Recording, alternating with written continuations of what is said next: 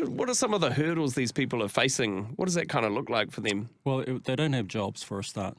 And they've come back into an environment which is foreign, because we deal with a lot of the medium to high risk. And most of those, you can get them anywhere between 10, 15, 20, and sometimes 30 years that they've been incarcerated for. Right. So you can imagine that you've been out of circulation for even 10 years, and then you're coming back in. What was analog is now digital, and what's digital is now, smartphones and smart televisions and things like that.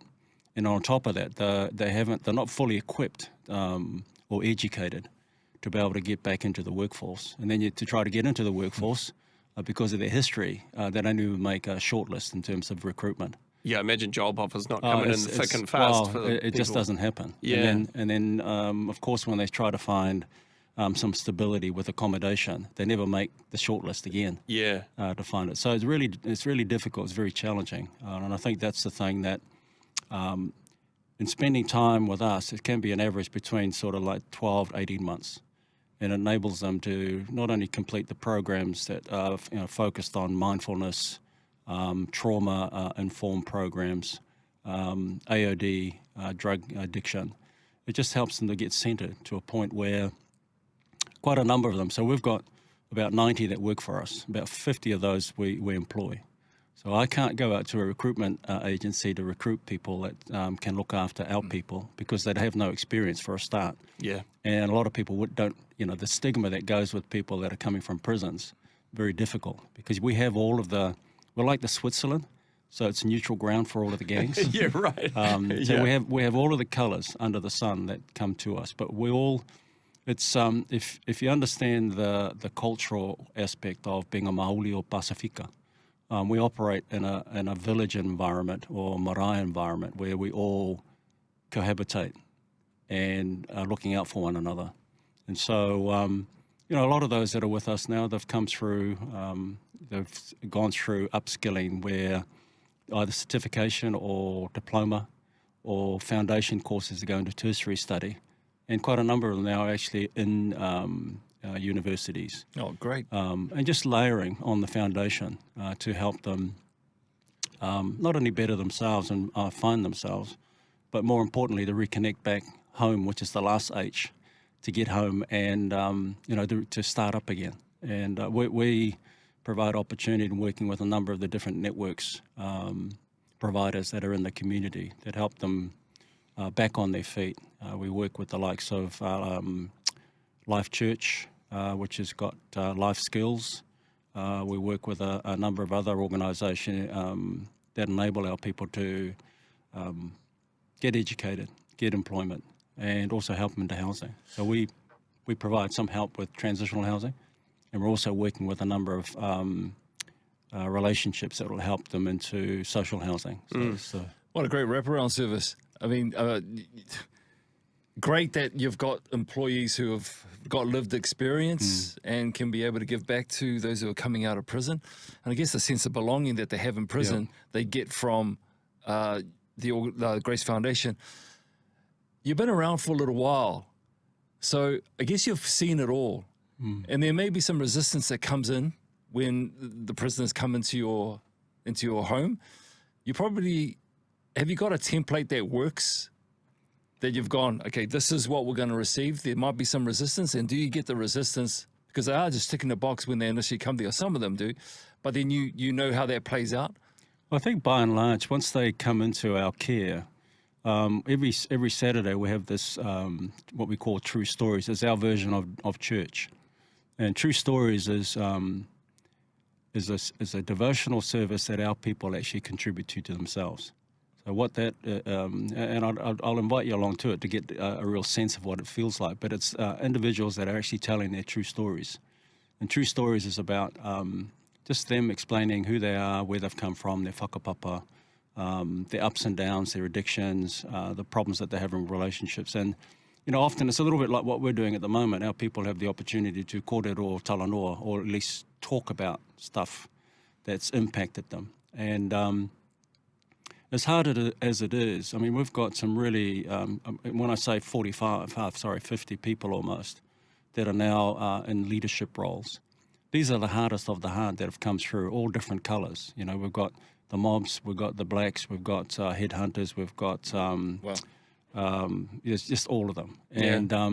And they're all leaders today, and they're all, in the main, reconnected with their partners. They're reconnected with their children. Some are still working through the system to get back from oranga tamariki or from relatives, actually, where the children have been, sent to. And so when you start to see that happening, there's a couple there that have come to us. I won't mention their names, but he's been around the block about 7 times. So he and his wife, hard out on meth, hard out on weed, hard out on alcohol, hard out on all the stuff that goes with it. Yeah. And, just through the grace of God, it's enabled them to come to us in a way that they've been able to find themselves. And a lot of it is just our people have just lost who they are. And just the ability to be able to have a safe space that they can see many others that are in a similar situation, to share it and to be able to heal as a consequence of that, and then to find themselves with their partners again. And just this couple have got 12 children. So the oldest actually is, throughout all of it, she became a lawyer. And then and she was the oldest, so she's 23 now. Then the youngest is still a toddler. But, that's an amazing story. I mean, the wife was busy trying to hold things up at home, but she was hard out on meth. You got a daughter that was studying at Waikato University. And then to see the happiness and joy within the family today, because the Holy Spirit has done what we sort of boggle our minds at with the couple. And they both, one of them looks after our rangatahi tane, that's about 30 of young fellas that come to us. And then the other one looks after high complex needs wahine, so those are 18 to 25 age group. And just to see them flourish. And we've got a lot of examples like that, where if you look at the senior leadership at the moment, there's about 4 or 5 multi-residents that we have. And all of them are run by our people. And these are our people that have found the Lord, found themselves, so good, reconnected, reconciled, and all the sorts of things that we sort of sometimes take for granted. But it's just a beautiful thing to are those stories what keeps you there? Like, I mean, you told us earlier you're from kind of corporate background and now you found yourself doing this. And I mean, I'm sure, not everybody I know, I don't know what the statistics are, but often people end up finding their way back to prison after coming out because it's a hard world to navigate with all of that stuff that you're carrying. But seeing stories like that of someone, I don't know, all of that work and everything that's put into them, really capturing it and going ahead with it, is that what keeps you there? Well, I think when I first came back to New Zealand in 2016, I went back into corporate for 3 years. So I took on a CE role for a public company. It was the largest fast food service organisation in New Zealand. And then after 3 years, it got sold. And I sort of thought I needed something that made me happy. As opposed to chasing dollars every day, why don't we chase souls? And so my brother, for all of this time, ordinarily, if you start up an organisation, you sort of plan and you organise things and you get your funding sorted out, and then you get your people organised, you get your structure, you get your boards. He went straight into it and just picked it up, went straight into doing the work. And it's quite miraculous to see what God's done with him. But for me, it's, to be honest with you, if it wasn't for my brother, I probably wouldn't be there. I'd probably be doing something else. But I think that's what God does in our lives. He took the bulk of my experience and the time in corporate and enabled me to get into a space that sort of focused on the infrastructure, helping my brother with organisational type things. That while he was deep in the garden patch, looking after our people, I work with him and work around him. But it's just a blessing. I'm just grateful that God's given me this opportunity. You're supposed to be there. We can just tell by your responses. In your lane, eh? Yeah. Last one from me. What would you like people to take away from this chat? Well, there's probably 2 things. One's a bit selfish and more strategic. For those that are Māori, please vote next year. We want this government out. And the reason why we want them out is because they don't really care for what's happening on the grassroots level.